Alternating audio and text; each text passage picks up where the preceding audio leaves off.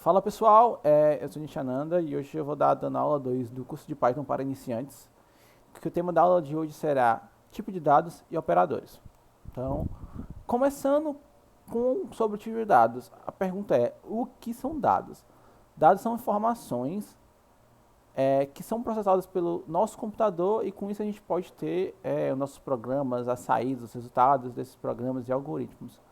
Então, um dado ele pode ter três tipos: numérico, caracteres e lógicos. Numéricos, como o nome já diz, são números. Então, esses números podem ser tanto números inteiros quanto números fracionados. Caracteres é uma sequência de letras, números e símbolos. E lógicos são verdadeiros e falsos. E eu vou estar me aprofundando um pouco mais neles, de acordo com o que for passando nos slides. Então, vamos para o próximo slide, que é sobre o tipo numérico, que seria o int. Ou conhecido em outras linguagens como o integer, que sem o int é a abreviação de integer do inglês integer, que para nós português seriam os inteiros. Então, o int é um tipo de dado que representa os números inteiros, tanto positivos como negativos, e aqui eu trouxe alguns exemplos que seriam tipo menos 50, menos 5, 0, 5, 50, e são números inteiros, não são números fracionados. Então, aqui são exemplos, a gente tem esse intervalo de menos 50 até 50, mas isso pode se estender, então você pode colocar menos 1 milhão, menos 1 bilhão, mais 1 bilhão, mais 1 milhão, então vai de acordo com o que o seu programa precisa utilizar esse valor. O número, tipo de dados numéricos também, nós temos os floats, que são para os números fracionados, então o float é o tipo de dado que representa números positivos, negativos, só que agora fracionados. Então, entre exemplos aqui a gente tem menos 50,5, então esse ponto 5 já mostra que ele é um número fracionado, o menos 5,3 é um número fracionado, o menos, nesse caso aqui o 5,5, então é um número positivo, mas ainda fracionado, e o mais 50,5, sim, também é um número fracionado. Aqui, como exemplo anterior, eu falei, a gente pode ter, sei lá, menos 1 milhão,593, ele é um número fracionado, então ele é sim um tipo float. E aqui vale salientar a diferença entre a declaração de um número fracionado aqui no Python e na maioria das linguagens de programação, com o padrão utilizado, escrito por nós, dos números. Assim como no padrão americano, nas linguagens de programações, a gente tem um ponto representando que para nós é a vírgula para nós termos números fracionados. Então, vale essa observação, muito importante. Tá com essa informação guardadinha aqui na cabeça para utilizar de acordo com como você vai fazer seus programas, seus algoritmos. Então, outro tipo de dado que a gente tem aqui são os caracteres, que é as famosas strings, só que no Python representado pelo str. Então, a string é o tipo de dado que permite formar uma sequência de letras, números e símbolos. E para você diferenciar isso no seu código, você tem lá, entre aspas, essa sequência. Então, aqui a gente tem um exemplo da palavra olá, tudo bem, entre aspas. Então, aqui a gente tem uma sequência de letras, um símbolo que seria a vírgula, a interrogação. Então, aqui, o próximo exemplo também a gente tem uma sequência ainda representada pelo começo e o fim nas aspas. E a gente tem oi, tenho 23 anos, e aqui a gente tem esse símbolo e os números também no string. Então, o tipo de dados lógicos, também conhecido como bools, em algumas outras linguagens como booleanos, é o tipo de dado que permite assumir somente dois valores, que é o verdadeiro e falso. Então, no Python a gente vai ter essa representação pelo true, com T maiúsculo, e o false com F maiúsculo. Então, aqui sobre variáveis. Pronto, agora que você sabe o que é um tipo de dado, como você armazena e quais são, a gente, não, armazena não, mas a gente tem variáveis. O que são variáveis? São blocos na memória onde você determina o identificador e o valor. Então, e você pode utilizar essa variável de acordo com que o código estiver sendo executado, porque ele é um dado dinâmico. Então, enquanto você está utilizando ele, o código está rodando, você tem esse bloco de memória com esse valor lá, mas a partir do momento que o seu código termina a sua execução, esses blocos que tinham uma variável armazenada, ele vai sendo liberado para ser utilizado por outra coisa no seu computador. Então, a variável tem as seguintes características. ela precisa do identificador, que no caso é um nome de uma variável, ela tem um endereço de memória, um bloco lá onde você vai ter esse valor que você está atribuindo a alguma coisa. Ele tem um tipo, que foi aquilo que eu disse anteriormente, que seria as strings, o int, o float e o bool. E o valor, que também é o que eu disse, que um int pode receber, sei lá, um 3, 5, um float pode receber 3.3, e um bool é verdadeiro ou falso, e a string uma sequência de números, símbolos, caracteres e tudo mais. Para você declarar uma variável, você tem algumas regras. E uma das regras é, ela pode ter um ou mais caracteres no seu nome. O primeiro caractere tem que ser obrigatoriamente uma letra. Não pode haver espaço entre os caracteres de uma variável. Não pode ser utilizado símbolos. Podem ser utilizados números. E não pode ser feito uso de palavras reservadas da linguagem. Então, uma palavra reservada da linguagem seria o true e false. Então, eu não posso dar um nome de uma variável como true. Senão, nós temos um erro. Então, aqui tem um exemplo de declaração de variável, onde a gente tem o nome dela, então seria o identificador, o tipo, né, e o valor aqui. Então, a gente tem o tipo string e o valor dela, no caso da Almeida. Aqui a gente tem a identificação da variável, que é o nome e idade, e o valor dela sendo um int, e o valor dela é 20. Esse maior de idade é um exemplo, então você pode ter vários casos, mas nesse caso aqui seria a variável sendo maior de idade, seria meio que uma referência à idade aqui que a gente tem acima, e ela é booleana, então o valor dela é true, ou poderia ser um false, e a altura, já que é um número fracionado, já que a gente tem, sei lá, 1 metro, 1,5 m, 2 metros, então a gente usa o float, então aqui teria 1.99, 1,99 m. Ainda mais sobre as variáveis, a gente tem aqui o que seria uma representação da sua memória. Então a gente tem 25 blocos de memória, e alguns desses blocos estão preenchidos com valores e identificações, que seriam o nome da variável. Então a gente tem uma variável nome, que armazena uma string com o nome João, uma variável CPF, que armazena um inteiro, que seria os números do CPF, e a gente também tem uma variável salário, que é um float, já que é um número quebrado, que seria o salário, que seria 2,5. No caso seria R$2.000,5. Isso, R$2.000, R$2.500. E passando já sobre as variáveis, a gente tem operadores. O primeiro operador que eu vou estar falando são os operadores aritméticos, que são símbolos que atuam sobre variáveis e valores. Então agora eu tenho uma variável que eu atribui, sei lá, 2 valores inteiros ou 2 floats. Com esses operadores aritméticos a gente pode estar manipulando eles e tendo uma nova variável, ou alterando valores dessas variáveis já existentes. Então, os operadores que a gente tem, alguns deles são adição, subtração, multiplicação, divisão e potência. Então aqui a gente tem alguns exemplos. Aqui eu tenho declarado duas variáveis, dois inteiros. Seria a variável número 1 com valor de 20, a variável número 2 com valor de 2.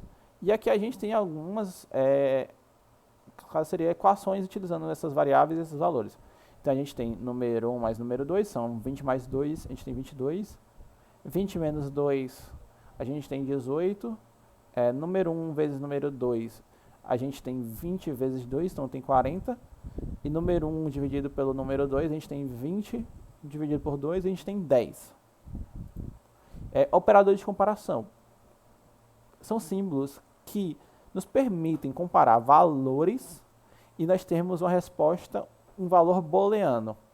Então os valores que nós temos são o maior que, o menor que, igual, representado pelo igual igual, o diferente, que é a exclamação igual, o maior que é o símbolo de maior que, igual, o menor igual, que é representado pelo símbolo de menor que, igual. E aqui a gente tem alguns exemplos, então eu vou utilizar as variáveis já do exemplo anterior de operadores aritméticos e vou fazer essas comparações e ver quais os resultados que nós temos com essas sentenças. Então a gente tem aqui, número 1 é maior que o número 2? Sim, já que 20 é maior que 2, a gente tem o resultado sendo um true. A gente tem aqui a segunda sentença, que seria, número 1 é menor que o número 2? Não. Então a gente tem um resultado aqui sendo um false, um operador booleano. A gente, não, parado não, tipo de dado booleano. E agora aqui a gente tem uma comparação de igualdade. Então, o número 1 é igual ao número 2? Não, o número 1 é 20, o número 2 é 2. Então a gente tem um falso. Operadores lógicos. Eles funcionam para você comparar valores booleanos e tem um novo valor. Então, você tem uma sentença. Por exemplo, as palavras reservadas que a gente tem para fazer essas comparações são a palavra and e a palavra or. A palavra and, ela precisa que duas sentenças sejam iguais para que a gente tenha um resultado verdadeiro. Então, ele precisa que eu tenha, por exemplo, a sentença que seja true e a segunda true, para ter um terceiro true, um resultado true, ou duas false, para ter um resultado true. E a or, ela já precisa que apenas uma das sentenças comparadas seja verdadeira, para que o resultado seja verdadeiro. E a not aqui, o que é que ela faz? Ela pega um resultado final de um booleano e inverte esse valor. Então, se eu tenho um resultado sendo true, ela troca para false. E se eu tenho um resultado sendo false, ela inverte para true. Então, aqui eu vou ter algumas sentenças para estar mostrando para vocês como exemplos. Então, a gente tem aqui uma comparação onde 20 é maior que 10 e... Lembre que eu falei que as duas precisam ser verdadeiras para a gente ter um resultado verdadeiro. Não, as duas precisam ser igual, perdão. E aqui a gente tem 10 menor que 20. Então, eu vou mostrar aqui em etapas os resultados, transformando essas comparações em booleanos, para a gente depois pegar os dois booleanos e fazer a comparação lógica e ter o resultado final. Então, beleza.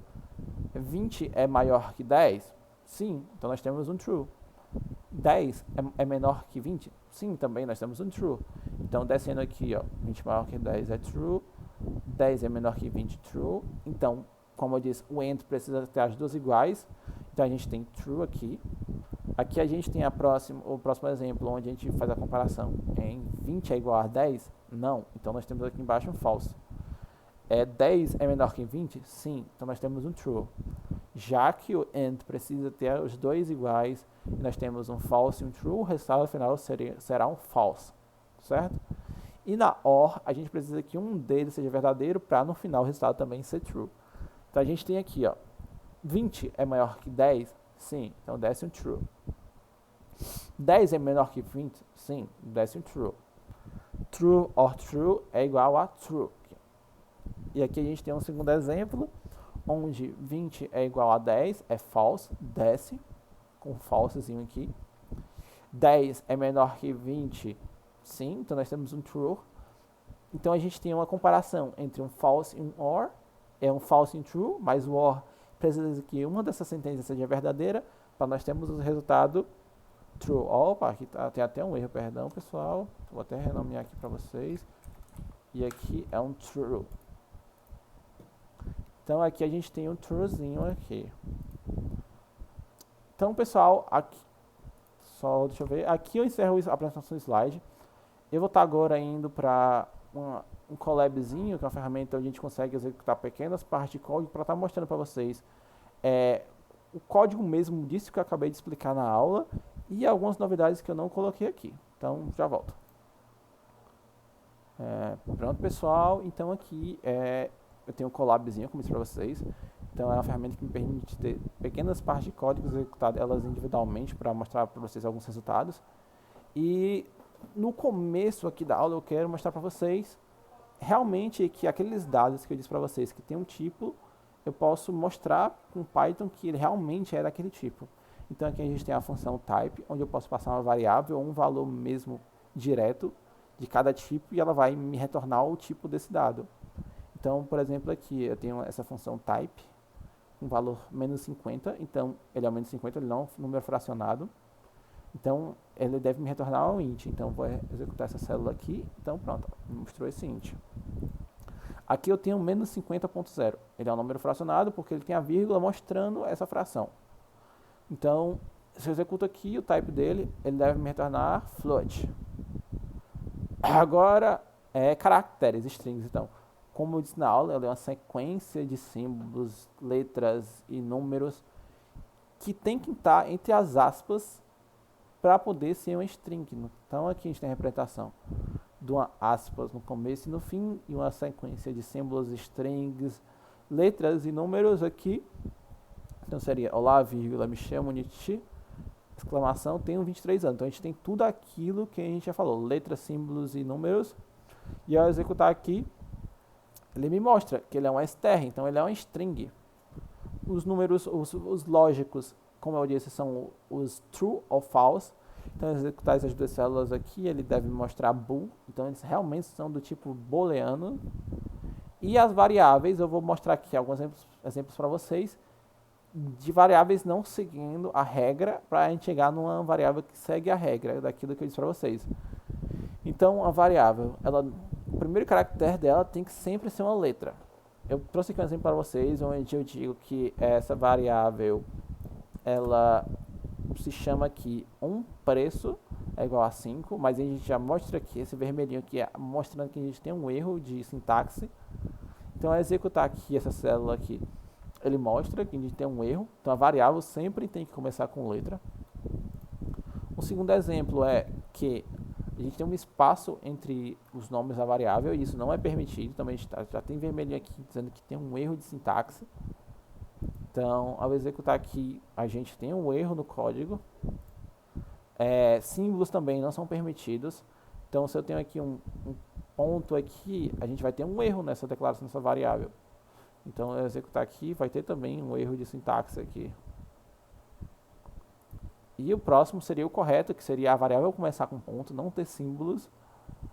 E pode sim ter números. Então, aqui ó, eu tenho uma variável chamada preço segunda, que recebe um valor float 5.5. E ao executar e printar esse valor, que é o print, é você pegar esse valor e mostrar para o usuário no terminal do seu computador, máquina e tudo mais. Então, executar aqui, preço segunda, aqui ó, ele mostra 5.5. Como eu disse também, podem receber números.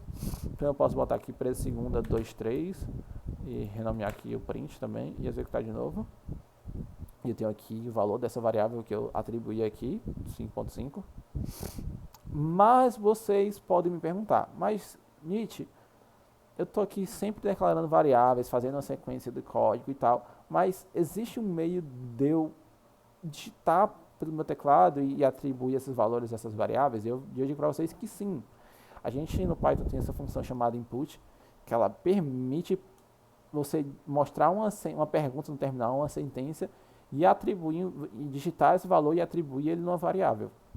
Então a base que a gente tem é o input aqui, que é essa daqui, que você tem um input, parêntese e uma frase. Nesse caso que seriam para atribuir valores de umas strings. Com o int no anterior ao input a gente tem para números inteiros e float para números fracionados. Então a gente tem aqui, eu tenho aqui um exemplo para vocês, onde eu vou estar atribuindo a uma variável valores inteiros, strings inteiras e fracionados. Tem outra variável do nome com nome, onde eu vou atribuir uma string, e ao executar essa célula aqui, ele vai perguntar qual o seu nome. Aí eu vou botar aqui, ó, Nityananda. Quando eu der Enter, ele vai printar aqui o valor que eu dei, né? Que eu inseri. Então aqui essa variável nome agora tem como seu valor Nityananda. A próxima seria o inteiro. A variável tem o nome idade. E eu vou fazer o input de um int, que aqui, quando ele pergunta qual a sua idade, eu vou dizer aqui 23 anos. Quando eu der Enter, ele vai mostrar aqui no print o valor que eu atribuí a essa variável, que é 23. Aqui eu tenho uma variável chamada preço, que eu vou dar um número fracionado, e a pergunta é, qual o preço do macarrão? Então, quando eu inserir esse valor e der Enter, ele vai mostrar o valor que eu inseri aqui. Então, eu vou estar inserindo aqui 3,55, referendo-se ao valor do macarrão a 3,55. Quando eu der Enter, ele vai mostrar aqui 3,55. Agora eu vou estar mostrando para vocês exemplos no código de operações aritméticas. Então, lembrando, nós temos a adição representada pelo mais, a subtração pelo menos, a multiplicação pelo asterisco, a divisão pela barra e a potência com asterisco. Então, aqui eu tenho a variável número 1 e número 2, com valor, número 1 com valor 20, a número 2 com valor 2. Vou executar essa célula aqui para poder ele entender que essas variáveis, esses valores, nas células abaixo eu consegui usar essas ALs. Então, número 1 mais número 2 é 20 mais 2, o resultado que a gente tem é 22. Número 1 menos número 2 é 20 menos 2, então seria o valor 18. Número 1 vezes número 2 é 20 vezes 2, então nós temos 40. Número 1 dividido por número 2 é 20 dividido por 2, então nós temos 10. Aí você me pergunta, Nid, você está fazendo só aqui a divisão, essas operações, mas não está armazenando em nada. Eu posso fazer isso, pegar uma variável e atribuir esses valores dessas operações que eu estou fazendo? Você pode, então. No exemplo aqui da potência, eu vou estar mostrando para vocês. Eu vou estar criando uma nova variável, com o nome dela sendo novo número, e ele vai ser a potência de 2, seria a 20 potência de 2. Então, eu vou atribuir esse valor a essa variável e vou mostrar esse resultado. Então, vou rodar aqui. Então, a potência de 40 elevado ao quadrado de 20 elevado ao quadrado é 400. Então, aqui a gente tem esse valor atribuído a uma nova variável. Então, um outro assunto que eu não coloquei no slide, mas acabei trazendo para cá, é sobre a concatenação de strings. Então, você pode, assim como com números, utilizar esses operadores aritméticos para somar strings e também multiplicar elas. Então, no caso da concatenação, o que é que você faz? Você vai pegar o começo da primeira string que você coloca, mais o resto da outra. Então, nesse caso aqui, eu tenho a variável dita nome, sendo o valor dela Olá, sou Nityananda, e a segunda idade sendo o valor dela tenho 23 anos, então eu vou concatenar a variável nome mais idade, e quando eu executar essa célula aqui, eu vou ter Olá, sou Nityananda, ponto, tenho 23 anos. Opa, erro. Tenho que executar essa célula aqui, perdão, e vou executar aqui de novo. Pronto, agora eu tenho aqui. Olá, sou Nityananda, tenho 23 anos. E também posso fazer a multiplicação de uma variável. Então, quando eu tenho uma string, eu posso multiplicar ela por várias vezes ela. Então, nesse caso aqui, eu tenho idade vezes 3, então eu vou ter 3 vezes essa string de idade, uma ligada ao final da outra. Então, eu vou pegar aqui, e ao printar aqui, eu vou ter tenho 23 anos, tenho 23 anos, tenho 23 anos. Outra coisa que é possível você fazer é a conversão de tipos de dados. Então, você pode ter um inteiro e querer transformar num número fracionado, você pode ter um número fracionado e transformar no inteiro, e tudo mais, dependendo do que o seu código recebe ou vai processar. Então, nesse caso aqui, eu tenho uma variável inteira, com valor 23, e eu vou convertê-la para um float. Então, ao converter esse inteiro para um float, ele vai me mostrar sendo 23.0. Então, ao executar essa célula aqui, eu tenho 23.0. Então, essa variável que anteriormente era um inteiro, agora ela é um float, um número fracionado. E a conversão de um float para um inteiro, você pega o que vem após a vírgula, apaga ele e transforma no número inteiro. Então eu tenho aqui nesse meu exemplo o número 3.25, e eu vou converter para o inteiro, vai ficar igual a 3. Então ao executar aqui, 3.25 vira o número 3. Agora a gente vem para a parte dos operadores de comparação. Como eu disse para vocês, você compara dois valores ou mais, e você pode ter, nesse caso, perdão, são dois valores, e você tem um resultado sendo um booleano. Então eu vou executar aqui, a gente tem 20 é maior que 2? Sim, então o resultado esperado é que seja um true. 2 é menor que 20? Sim, então nós temos aqui também um true. 18 é igual a 18? Sim, então nós temos um true.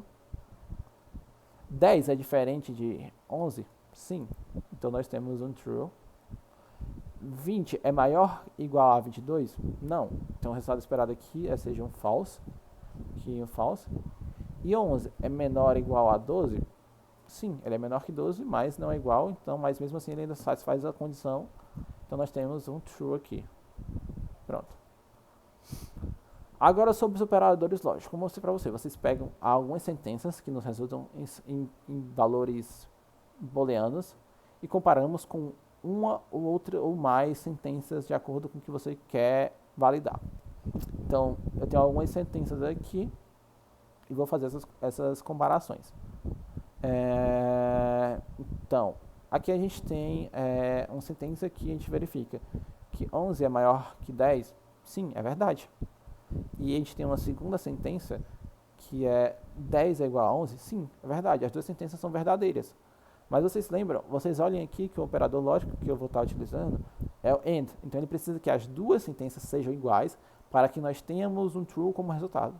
Então, como as duas são verdadeiras, o resultado que a gente tem aqui é verdade. Então, vamos fazer um cenário aqui onde esse resultado seja falso. Então, eu vou alterar aqui esse segundo valor aqui para 11, transformando essa nossa segunda sentença em falsa. Então, a gente vai ter uma verdade e uma sentença falsa. E para o AND, como eu disse, ele precisa que as duas sentenças sejam iguais. Então, como aqui uma verdadeira é falsa, o resultado que a gente vai ter do AND é falso. Pronto. Agora a gente tem uma sequência onde a gente tem um operador lógico OR. Então, a primeira sentença, a gente tem 11 é maior que 10? Sim, então nós temos uma verdade. O segundo, a gente faz uma validação se 10 é igual a 9. Não, é falso. Então a gente tem uma verdade e uma falsa. Mas como o OR precisa que uma delas seja verdadeira para que o resultado seja verdadeiro, ao executar essa célula aqui, a gente vai ter esse resultado como uma verdade. E como eu disse para vocês na aula sobre os operadores lógicos NOT, ele inverte o valor lógico de um resultado, de uma variável e tudo mais. Aqui eu trouxe o exemplo onde eu inverto o valor dos resultados acima.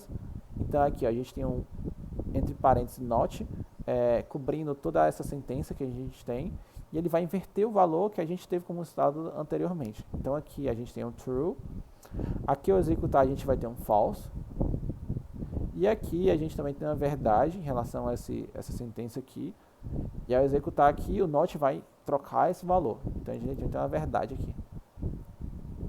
Sim, vai ter um false, perdão. Então aqui eu vou pegar um valor também que seria um false, e com NOT ele vai transformar no true. Então eu vou transformar aqui essa segunda sentença aqui da AND como um false, para poder a gente ter um resultado final como false. E no final, ao inverter isso, a gente tem um true. Então, executando aqui, a gente tem um true. Então, eu consegui mostrar para vocês comparações lógicas. Então, eu mostrei que para um AND, a gente precisa que as duas sentenças sejam verdadeiras ou iguais. Então, pode ser false, false, verdadeiro, verdadeira. Para o OR, uma delas tem que ser verdade para poder o resultado ser verdadeiro. E o NOT, ele pega esse resultado lógico e inverte. Então, se for true, ele vira false. Se for false, vira true. E é isso, pessoal. Aqui eu encerro essa minha aula. Espero que vocês tenham gostado. Da aula. E qualquer dúvida é só perguntar para a gente. Agradeço e até mais.